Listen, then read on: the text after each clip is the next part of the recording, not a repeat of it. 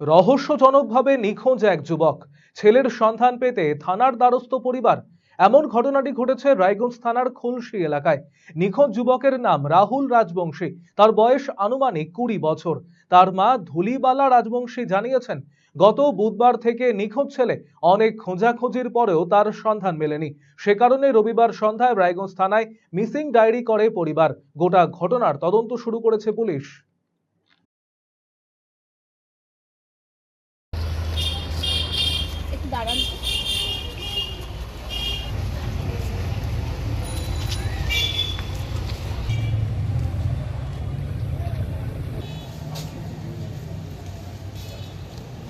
ছেলে হয়। কি নাম ছেলের? রাহুল রাজবংশী। কোথায় বাড়ি আপনাদের? খুলশী। এখানে আসছেন কেন, থানায় আসছেন কেন? ওই যে ছেলেটা হারা গেছে কবে থেকে? বুধবার থেকে জানতে পারলাম। বুধবার থেকে ঘনাচ্ছি, পাচ্ছি না। তারপরে বলছি যে আমি ডায়েরি করি, বাচ্চাটা আমি যাতে পাই। বুকটা ভাঙতেছিলাম, এই যে কুটুম ধরম বাড়ি খুঁজলাম, পাইলাম না।